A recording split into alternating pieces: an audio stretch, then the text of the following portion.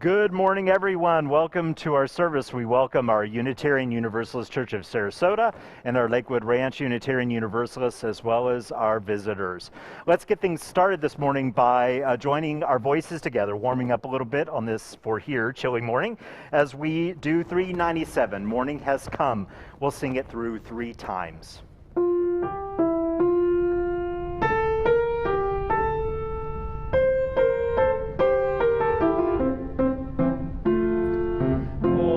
Has come, night is away, rise with the sun and welcome the day. Morning has come, night is away, rise with the sun and welcome the day. Night is away, rise with the sun and welcome the day. So again, we offer greetings to everyone who's gathered, especially our visitors. I'm the Reverend Doug Wadkins. I'm the interim senior minister. I'm joined this morning by the Reverend Budfriend Jones, one of our associate ministers, as well as Catherine Bonner, who will offer the time for all ages. And our music today is wonderfully delivered by Robert Laschetti, Don Brennan, Paul Lewis. And as always, we have deep gratitude for Klaus Obermeit and Doug Caldwell as they are our technical crew and our AV folks. We really, literally could not do the service without you, so thank you. So we welcome our visitors, and we want you to know more about us as a congregation. So while you are online, we hope you'll take a moment to go to our homepage and click on the banner that is marked Welcome Visitors. If you do that, it will take you to a page that is there to help our visitors know more about the congregation.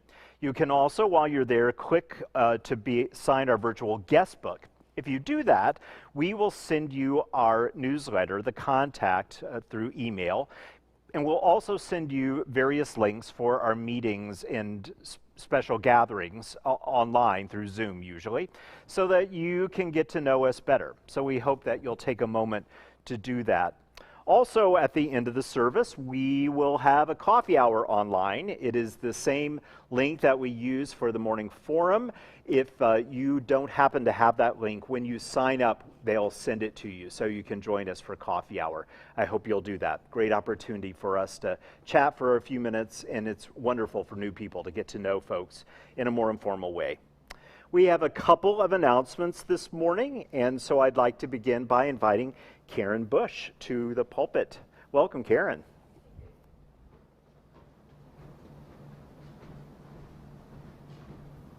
Good morning.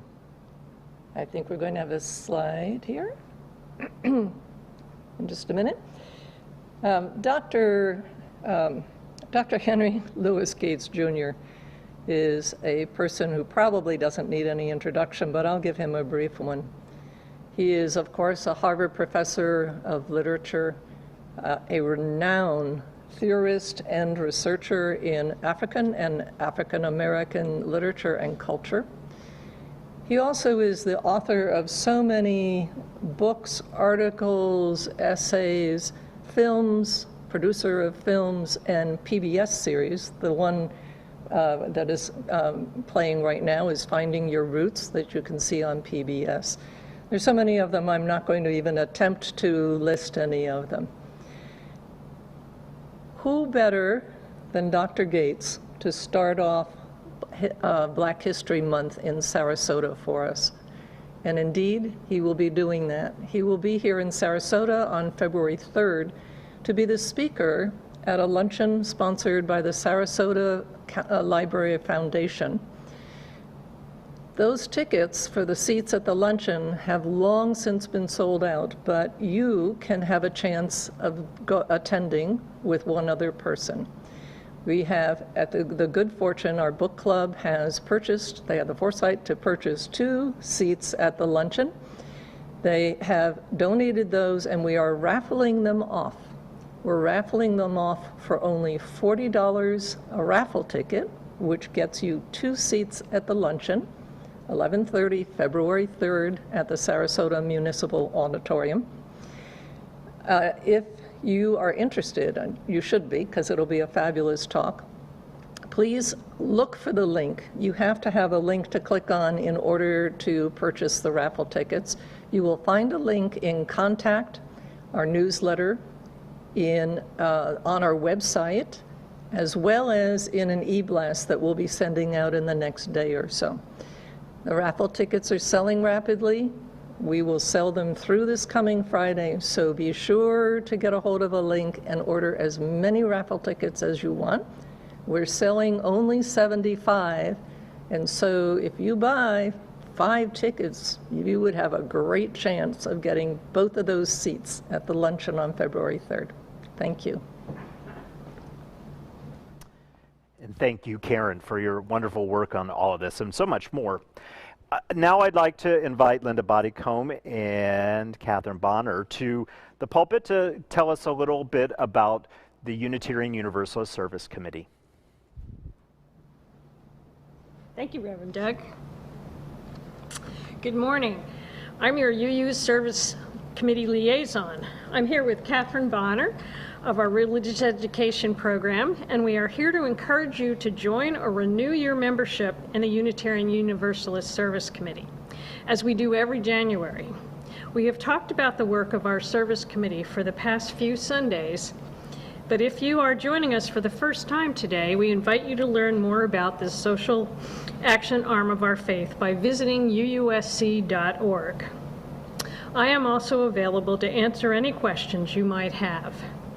If you haven't joined or renewed your membership yet, you can find a special link on the church's homepage to do so. An annual membership is $40, but if you can swing $150 or more, the Shelter Rock congregation on Long Island, New York will match your dollars. Each month on the fourth Sunday, the church gives its plate collections to a worthy service organization in our community. This Sunday's collection will go to the Unitarian Universalist Service Committee, so please use the donate button on our website to make your donation. In December, our youth group raised $150 for the UUSC, and I challenge our congregation to raise 10 times that amount today, this Sunday, to help the work of this vital organization. Your generosity in whatever amount you can give is so vital and so appreciated. Together, we thank you for supporting the Unitarian Universalist Service Committee. Since we can't have a service committee member in our pulpit this year, which is our custom, there are 2 videos we have for you. The first is a special message just for our congregation by the Reverend Laura Randall, and the second is an explanation of this year's campaign by the Reverend Mary Catherine Mourn, who's the president and CEO of the service committee. I thank you for your support, and I will provide a report in the Contact when we compile the results of our campaign, mostly likely early next month. Thanks again. Hello, UU Church of Sarasota friends. My name is Laura Randall, and I'm a minister on staff here at UUSC. We're so sorry that we can't be with you in person this Sunday, and we're so grateful that in these challenging times, you have been so generous in supporting UUSC and our grassroots partners around the world. In a moment, you'll hear from UUSC President Mary Catherine Mourn as she tells you about this year's program, Now is the Time for Courageous Change. Thank you for being co-conspirators for justice with us. Thank you for all you do to promote human rights and resist oppression around the world. We couldn't do it without you. You're the best. Thanks, UU Sarasota. These last months have highlighted the need for urgent, deep, and lasting systemic change. At UUSC, we believe that the transformational solutions we need, solutions that fundamentally shift us toward a world that prioritizes human rights, thriving communities, and a healthy planet, that these solutions come from grassroots leaders and communities most impacted by injustice. This belief is at the heart of UUSC's work. It fuels our partnership model in which we strive to listen deeply, follow the lead, collaborate with, and resource community organizations on the front lines of advancing change. I'd like to invite you to be part of advancing that change by getting to know some of these partners and joining us for this year's Guest at Your Table, UUSC's longtime annual program and our most significant source of financial support from congregations. Recognizing the enormity of today's human rights challenges and the importance of continuing the momentum for social change, our Guest at Your Table theme for this fall through spring 2022 is "Now is the Time for Courageous Change." I invite you and your congregation to learn about our partners' priorities and visions for the future, with the goal of supporting this work, joining these partners in solidarity, and together with UUSC, making strides toward a world transformed by justice. Because it's plain that now is the time for transformational, comprehensive, justice-seeking, grassroots-led, courageous change. I hope you will join us.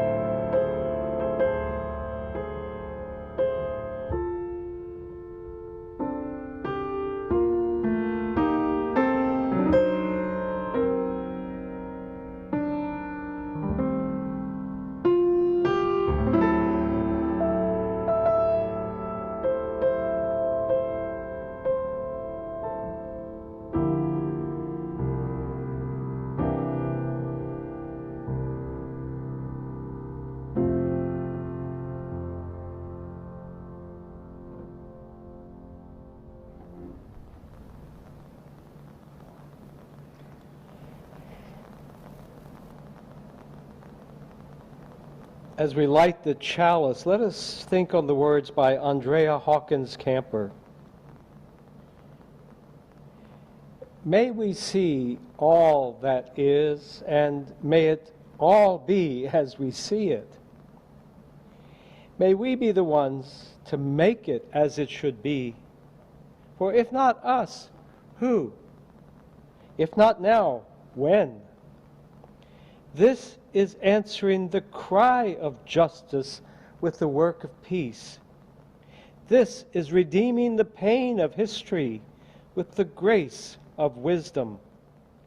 This is the work we are called to do, and this is the call we answer now, to be the barrier and the bridge, to be the living embodiment of our principles, to be about the work of building the beloved community, to be a people of intention and a people of conscience. We light this chalice in the spirit of the third principle, acceptance of one another and encouragement to spiritual growth in our congregations.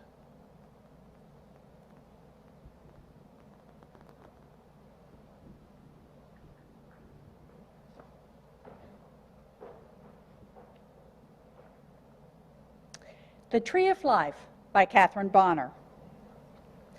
Once upon a time, there was a star that was newly formed, just a speck of light in the wide universe. As this speck grew bigger, it became aware of other specks around them. Some were smaller and some were larger, but all of them were moving in the same direction, being shaped by entities that the star sensed were older and wiser than itself.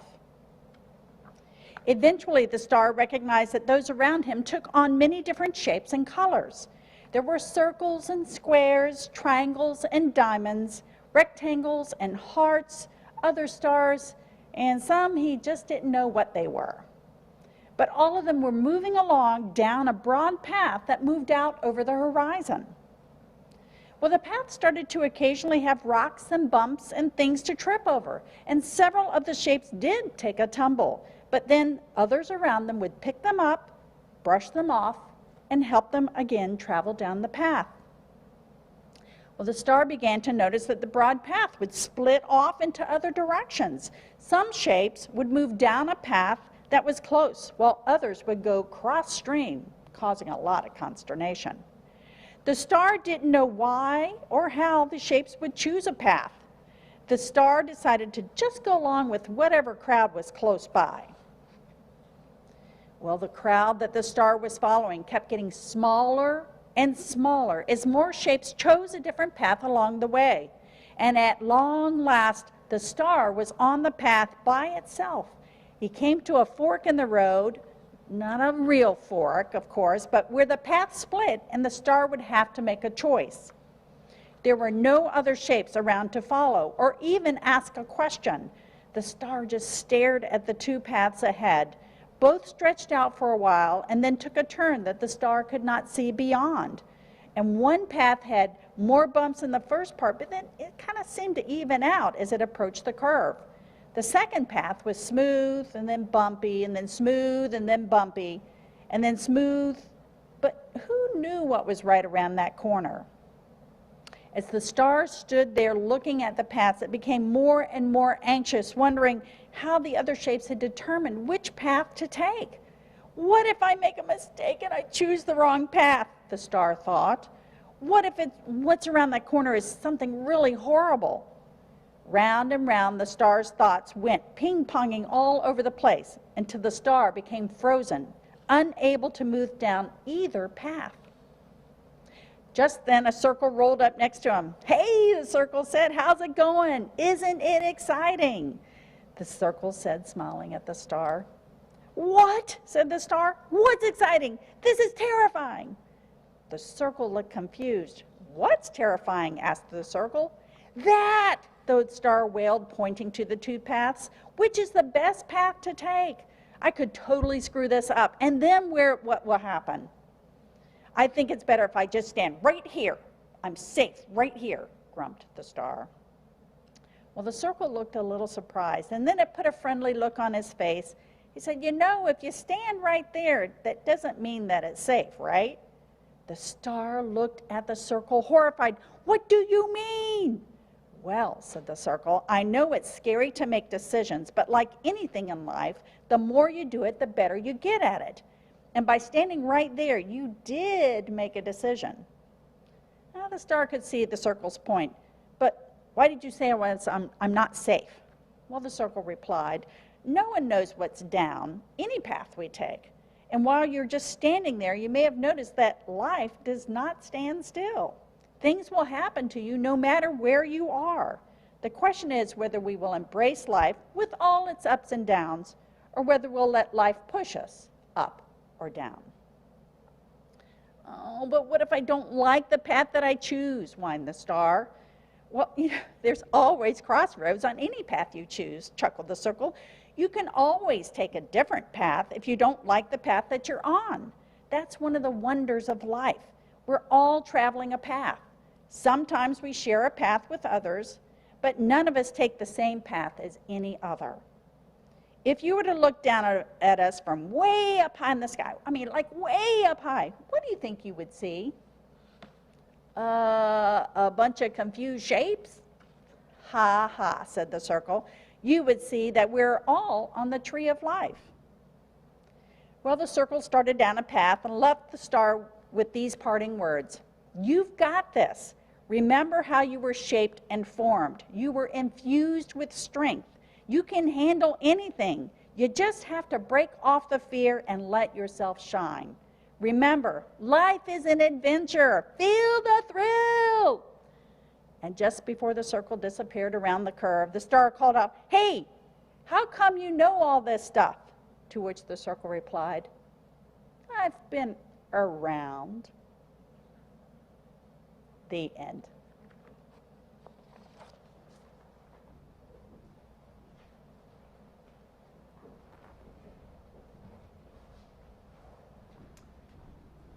Thanks, Catherine.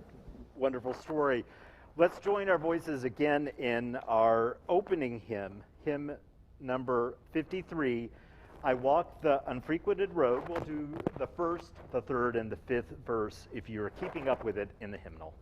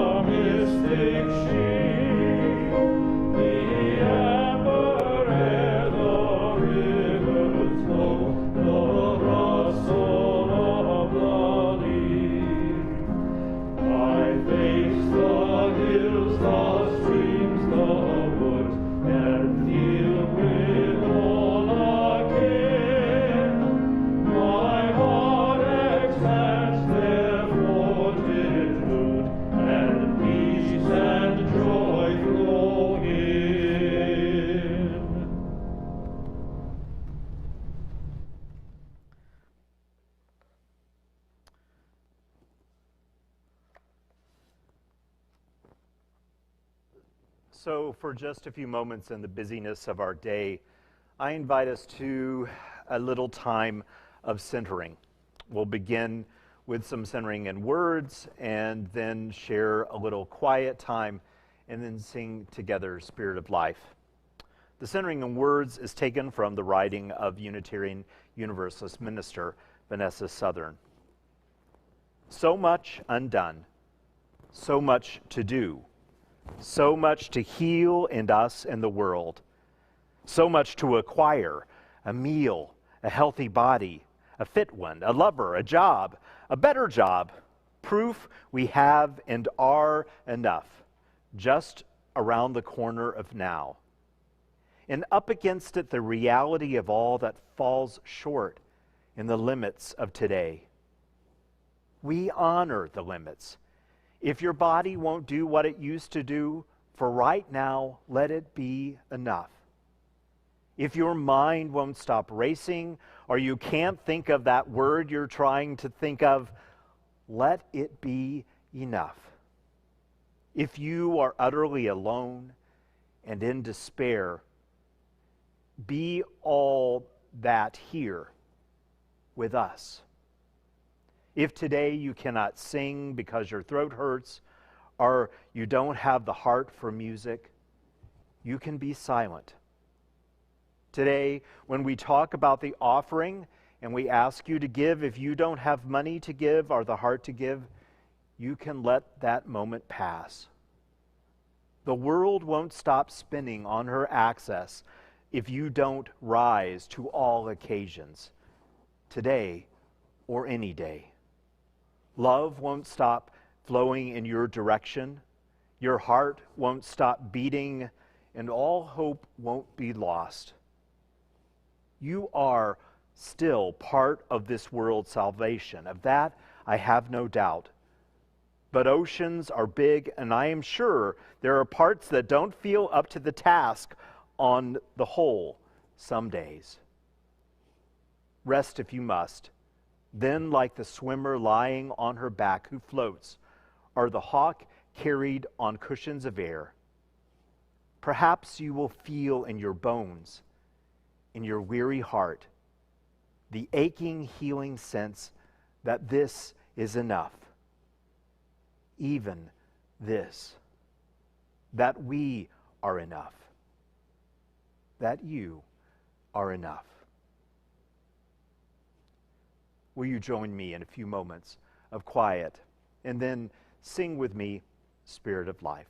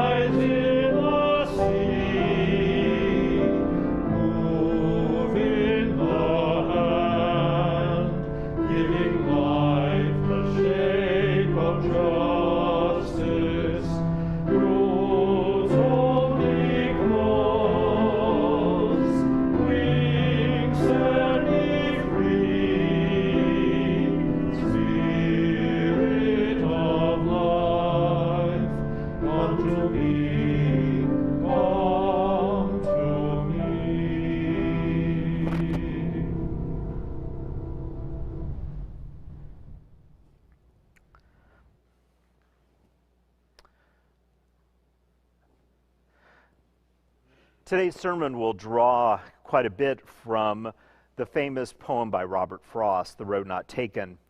Our reading today is actually not a reading at all. It is actually a choral setting of that piece, probably one of the most famous settings by Randall Thompson, and it is brought to us by the Canto Deo Choir.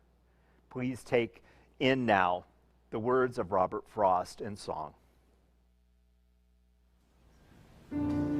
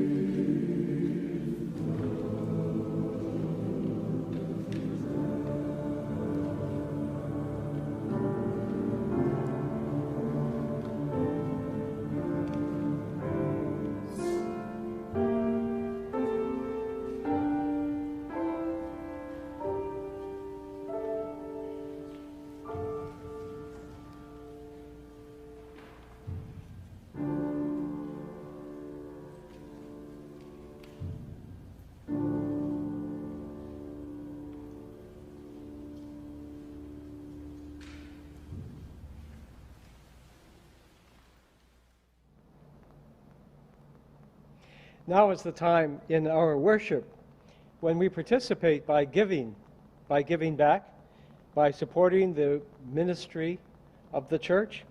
And we know that people are generous. It is part of our human nature. And even in the worst of times, and even in the best of times, we are generous. And by that, we support one another and help one another. Remember that the offering today will support also the Unitarian Universalist Service Committee with a link on the home page set up just for Sarasota. So please do make your offering and do make it generous. Thank you.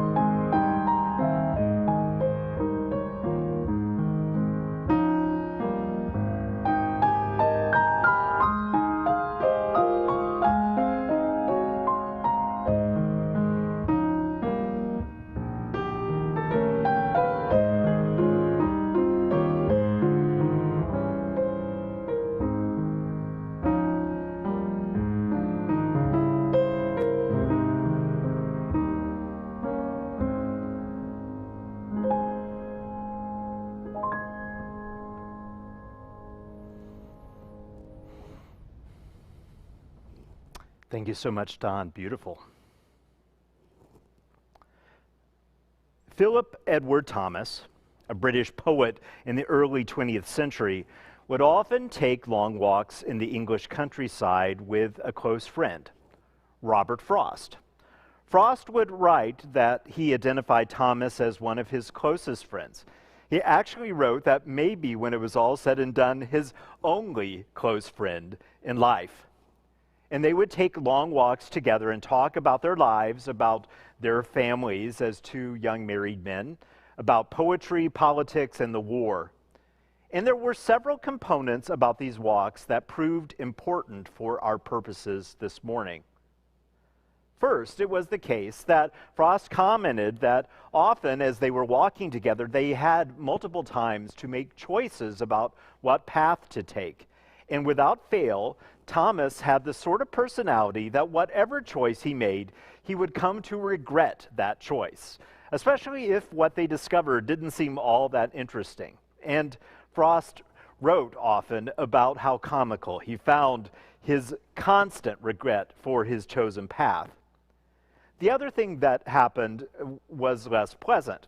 One day on the walkabout, the duo encountered a shotgun-wielding gamekeeper who informed them that they were trespassing as he held the shotgun up towards them.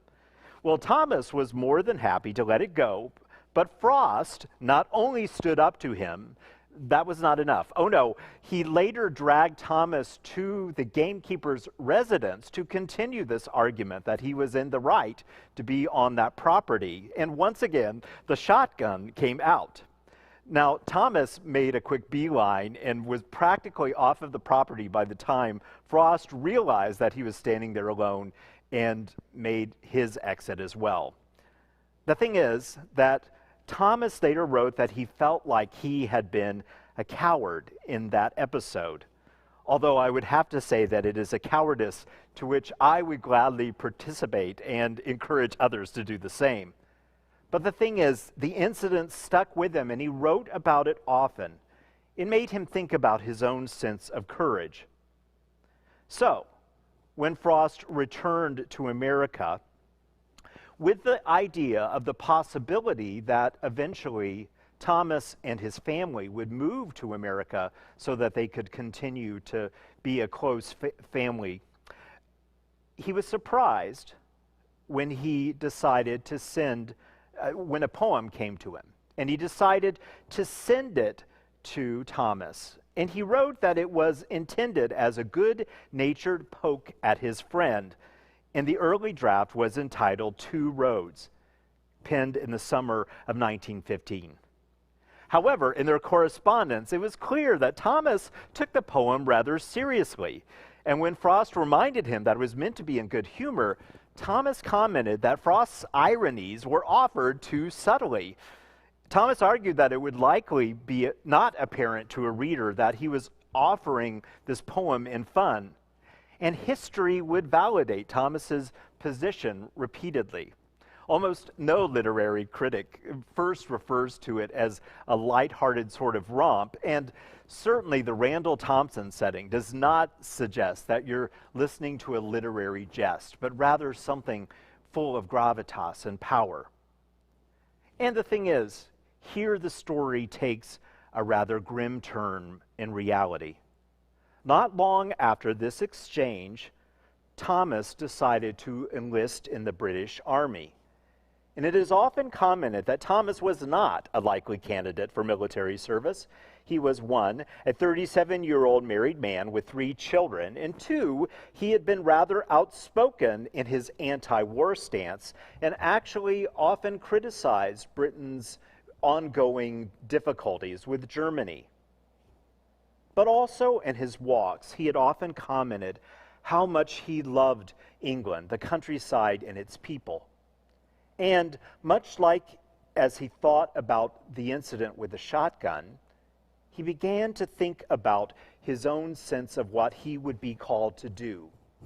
He was certain that it was likely that this war would impinge on the shores of Britain, and that people that he knew and loved, and the land itself would be endangered. He felt that he needed to do something with his life to stand up against this. And so he enlisted. We will probably never know for sure the direct impact on the poem of his choice, but it is rather distinctive that literally within days after receiving the poem, he enlists in the army. And it turns out that that choice was a particularly fateful one. Thomas, on April 9th of 1917, an Easter Monday, was struck by a bullet in his chest, and he died there on the battlefield in France.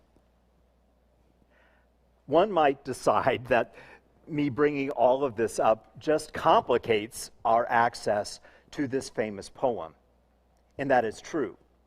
And actually, I love this poem. I have had this poem posted on my refrigerator to remind me day after day. And the thing is, the more that I know about these complications and the history, the more I think about its power.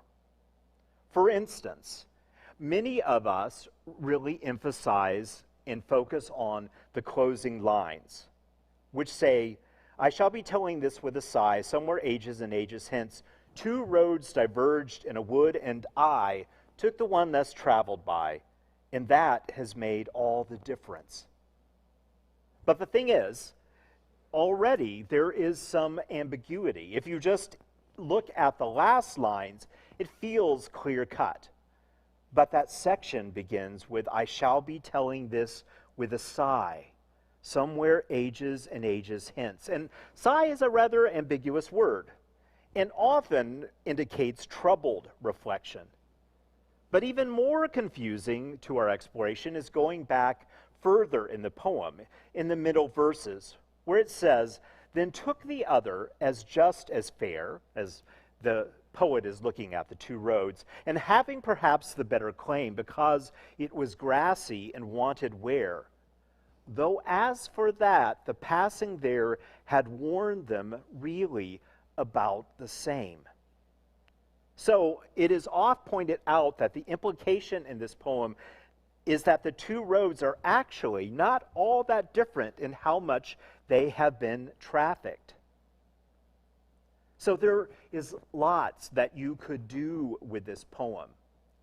But for today, what I want to emphasize is the thought, perhaps, that with all of the layers of complication, and even knowing what the story sets, perhaps, the poem sets in motion in the life of Thomas, and what implications that must have had for Frost and Thomas's family in the future as they thought about this poem. To me, that says all the more powerfully the essence of what I want us to think about. That we're not talking about often in life when we make important choices, that the choices are always these wildly clear-cut, hardcore, different paths. How often in our lives do we need to choose between nuanced ways of moving forward, not knowing the implications? How often do we make a choice in good faith or good humor and find out that what it sets in motion creates great calamity? And yet, the only way we can live is to make our choices again and again and move forward. As I said, I love this poem, and in particular, in some important times in my life when I had to make decisions about choices that were fairly public.